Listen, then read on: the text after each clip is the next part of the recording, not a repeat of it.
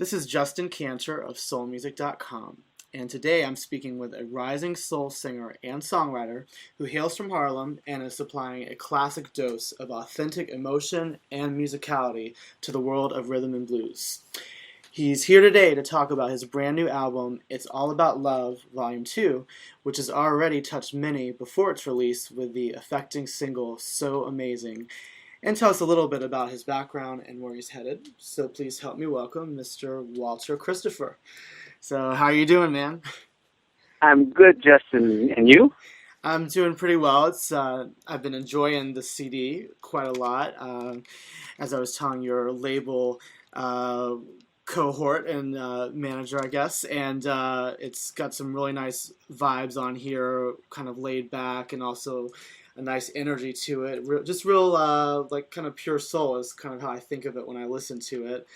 So tell me a little bit about your beginnings to get a feel for how you started out. I know, as I mentioned, you're from Harlem originally.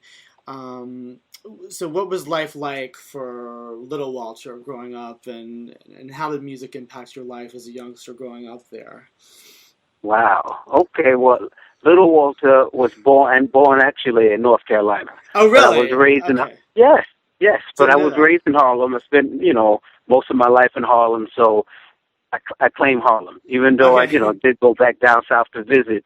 My family. I grew up in Harlem. Okay. What part of North Carolina are you from? Ooh, a small town called Mount Olive. Mount what? Mount Olive. Olive. Oh, okay.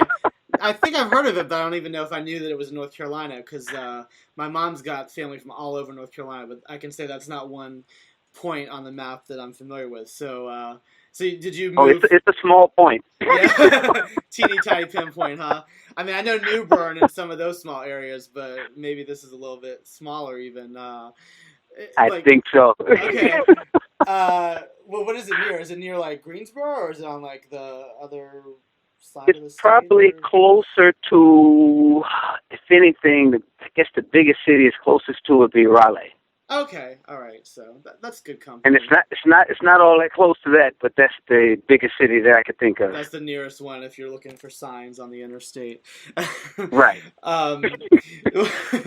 Journeying that way. Well, so like, at what point then did your family make the move to Harlem? How old were you when you went up north?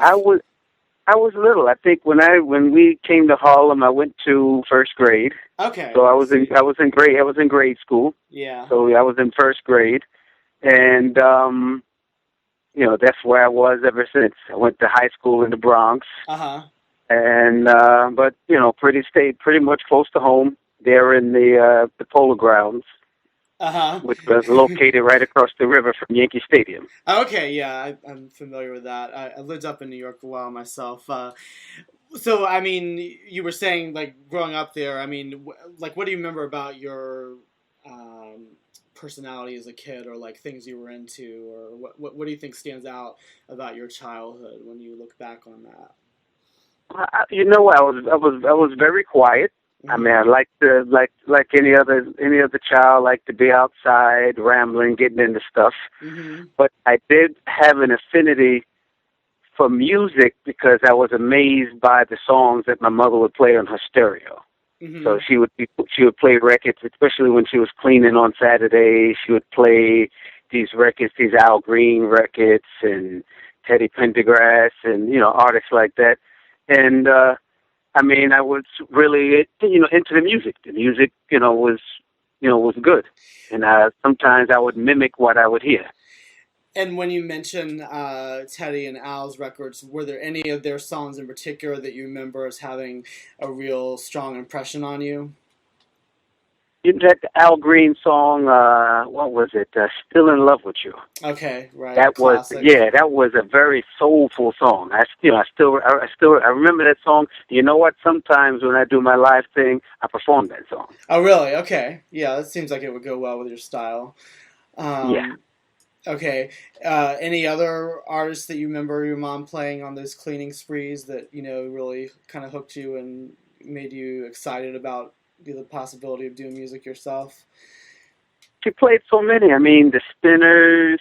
She was into those old soul groups, but she did buy records for us. So when she would buy things like the Jacksons and stuff like that, she'd buy that stuff for me and my sisters, and that stuff amazed me. Mm-hmm. What was your first? Did you go to any concerts when you were growing up? And if so, like, what was your first one? Not really. I don't think concerts were in our budget. Okay. So I mean, I watched Soul Train. Yeah, well, that's kind of like having a concert in your living room. I mean, I felt that way at least when I would watch it growing up. I mean, it's always exciting to see the artists in action on there because they featured a lot of artists that you might not get to see anywhere else. So you developed an affinity for music, like you mentioned, but then, like, how did it actually, at what point did it translate into something that you did yourself? Like, I mean, in what capacity did you start doing it, singing? Well, probably it was kind of, I wouldn't say accidental, but I used to go to Queens to visit one of my cousins, and I would say stumbled on, because we were basically, I guess, trying to pick up girls, and we followed them to a church. And it was a Wednesday, and I'm like, what's this church doing open on a Wednesday? And actually what they were doing, it was a youth service. Okay. So the pastor was standing outside and saw us bothering these girls and invited us in. Young men, come here, let me talk to you. So he invited us in, and there they had a youth choir. So basically that was it. I mean, I ended up joining that youth choir. I ended up joining the church. All on my own. Me and my cousin and my friend, we joined the church. We joined the choir, and I started singing. And was it something where you were? I mean, like, what part did you sing, and did you do solos, or did you kind of what was the extent to which you were involved in that?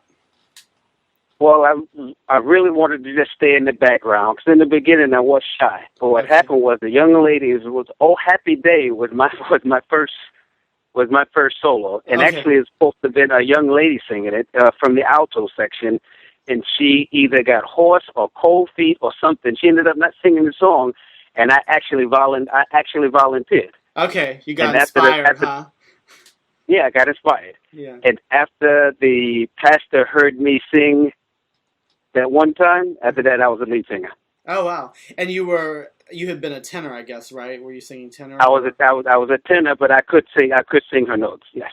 I guess at what point did you decide that you wanted to sort of pursue it as a career, or did you, like, was it something where you made a pointed decision? Okay, this is what I want to do full time, or was it something where it's kind of like a side hustle, or like what can you tell me about that kind of evolution for you? Well, from doing the top 40, I mean, I would sit down and write songs and write lyrics and write melodies, especially if there was a song that really moved me, and I was like, you know what, I can write a song, something like that. So I was writing songs, and I'm not sure exactly what the first experience was, or who pulled me in, but I do remember someone approaching me and asking me, to do some type of like background vocals, to come to a session and do background vocals on their demo, and that kind of started me in the studio. Okay. So that became like a different thing. I'm like, okay, I really like the studio thing, helping people out with their demos, doing background vocals, or just singing the lead for maybe a track that they were going to shop. So, okay, well, and it's interesting that you mentioned that because, I haven't seen you in person live, but I've seen a couple of your live YouTube clips, and of course, I've also been listening to the CD, and one thing that kind of stood out to me was that with the style that you have, which, is, has a very classic soul feel to it, kind of like some of the artists you mentioned, like Al Green and some of those great cats. Sometimes it's, it can be hard, I think, to maybe capture that on a record, because it's different when you have that energy of the audience. But you can tell that exactly. Yeah, but you can tell though with the songs that you've got on here, probably because you were involved in writing all of them, that that you really put a lot of care into it, and it sounds like kind of like having a little live performance, in your living room, if you will, on the iPod or the CD player or whatever you listen to it on.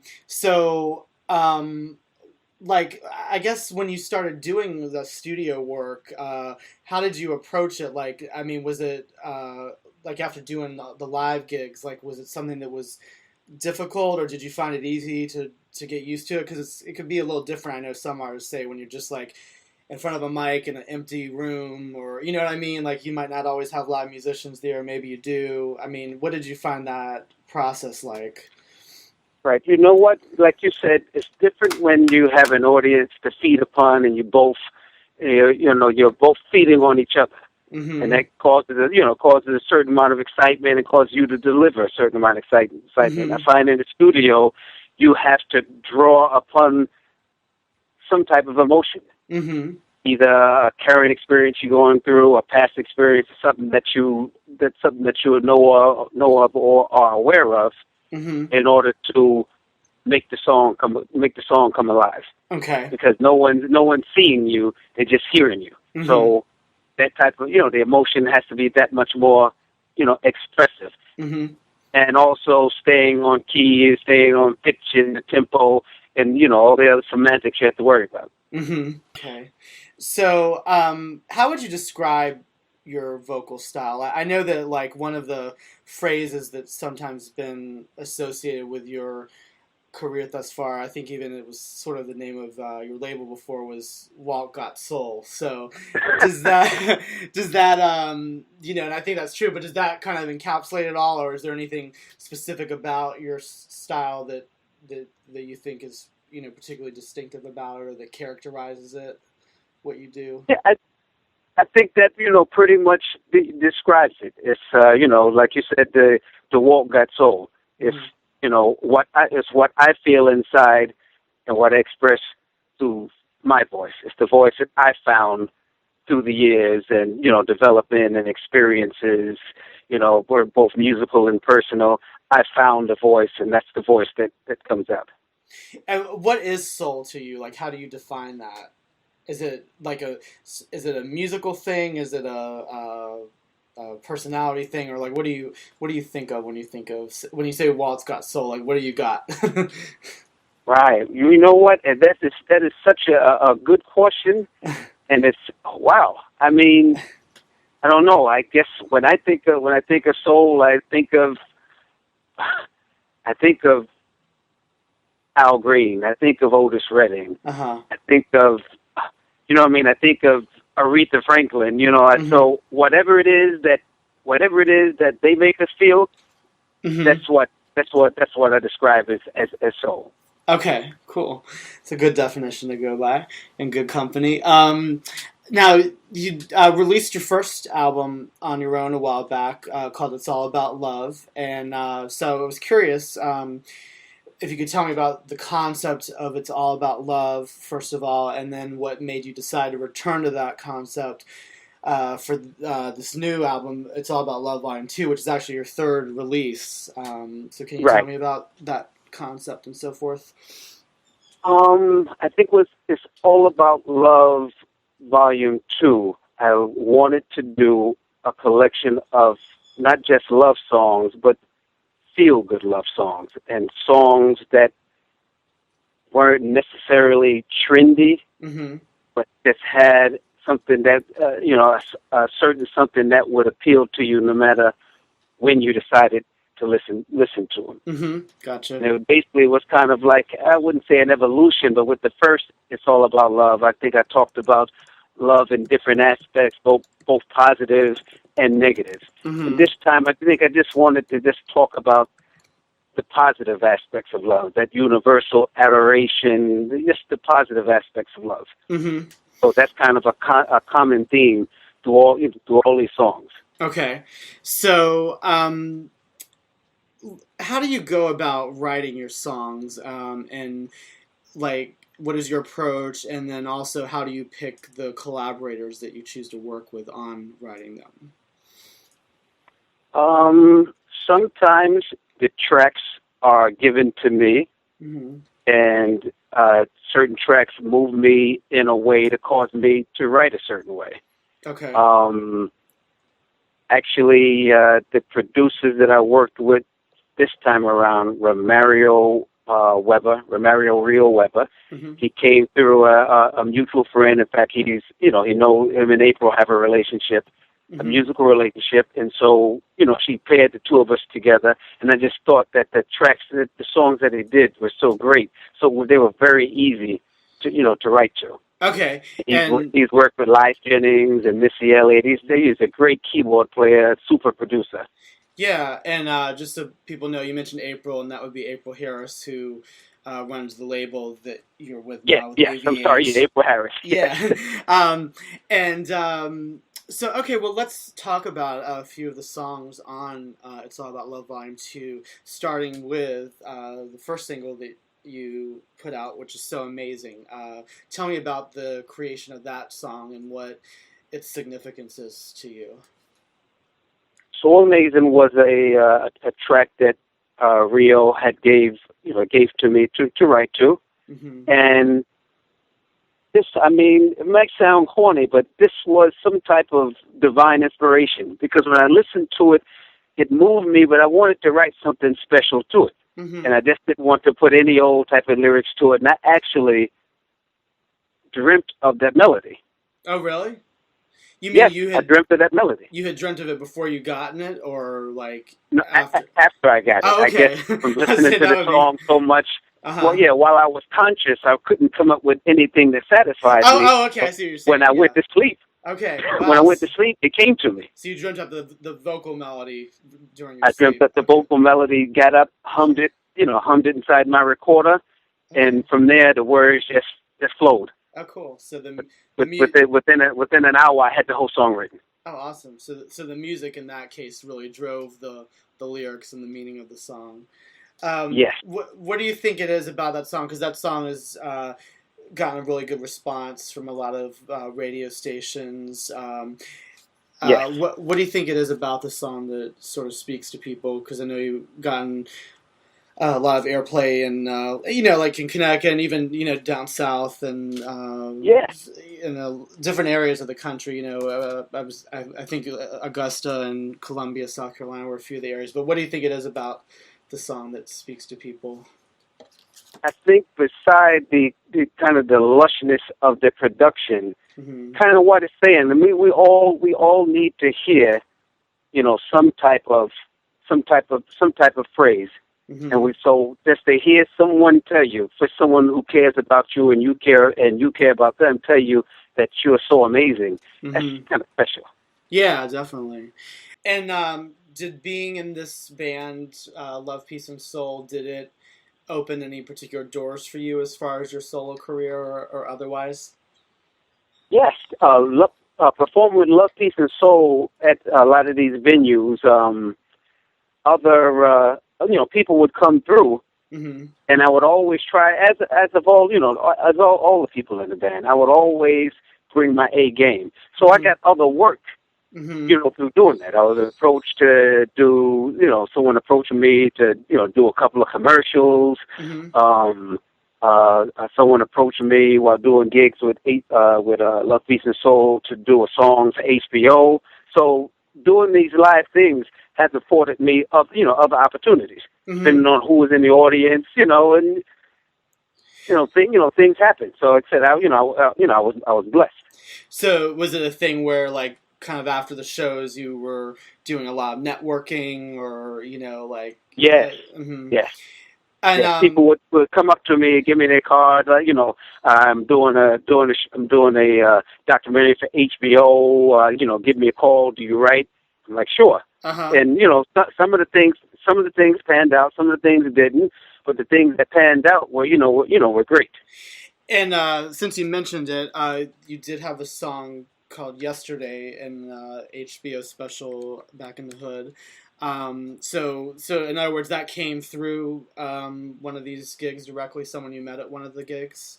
for Love, Peace, and Yes, Soul? directly from one of the gigs. I can't think of the name of the place, but it's a soul food restaurant in New Jersey. Okay. I know that place still exists. Okay. It's in, I want to say, New Brunswick. Okay. And actually, it was a person from another show. This guy was a producer. I think he produced that movie, The Soul Plane. Okay. Wait, And which movie did he produce? Soul Plane. Soul Plane. Okay. Right. He was one of the producers for Soul Plane. Okay. His friend was doing the HBO documentary, so he referred me to a friend. He told his friend about me, that he saw me perform, and his friend contacted me and asked me, do I write? Okay. So I said, yeah. Mm-hmm. They invited me down to the studio. They showed me the piece of the movie they want me to write to. Mm-hmm. I wrote to it. They loved it, and it appeared on the documentary. So tell me about how you got with your with the label of AVH Entertainment, and what about the company called to you as an artist? Actually, April came down to a gig. Mm-hmm. I think Jeff invited her to a gig. They wanted wanted her to just sit in for a little while. Mm-hmm. And I performed. This was like with a band, like Love, Peace, and Soul. Yeah, with a band. Okay. Mm-hmm. He invited her down because they know each other. He invited her down, and I believe when she came after the night was over, she asked him, "I don't know why you want me here and you got him." Oh. So I thought that was very flattering. Yeah, a nice compliment to get. That's because as you know, she's a great singer. So coming for her to say that, I'm like, wow, okay. Well, so were you familiar with her work? Like when did you know who she was? Like when she came, or? You know what? Not in the beginning. Then after Jeff told me, I looked at her and I was like, oh yeah, okay, yeah, I know who that is. Yeah. So because so people know she obviously gained popularity singing lead for Seduction, did a lot of great vocals with them, as well as some of her own solo stuff. So that's a pretty cool experience. So what do you think about her company kind of works well for you as an artist? Because you had done some stuff yourself before, right? Like with the very first CD I think you put out. Totally on your right. own. Yeah, so. I tried to put it out. I tried to put it out myself with some of my buddies from Harlem. We had a little studio at one of their house, at one of their homes, and we decided, hey, let's just do this. The internet thing had just started, and it's like, hey, we can, put it out and create an internet buzz, that thing. But none of us really knew what we were doing. Mm-hmm. So, we did it. I was satisfied with some of the songs. I don't think I really found my voice that first time that we did it, because I was kind of like, that album I would say might be considered just a little, some of the songs a little trendy. I was playing Follow the Leader. Right. I was listening to what the radio was playing, like, okay, I need to do a song like that. And, gotcha. I need to do a song like that. Mm-hmm. So, and like I said, with this album, I was a lot more comfortable. Was like, you know what, I'm not listening to anyone. I'm going to do what makes me feel good. I just want to do good songs. Yeah, that's the best way to go, I think. Yes. So, when talking with April, knowing her background and just the commercial success she's had, she's a good business person. So she knows what she's talking about, and she's made a lot of connections through the years, and a lot of musical relationships, business relationships. So to me, it just made sense. Just like it just fit. We work well together. It's like, just let's do this. I'm down. Let's do this.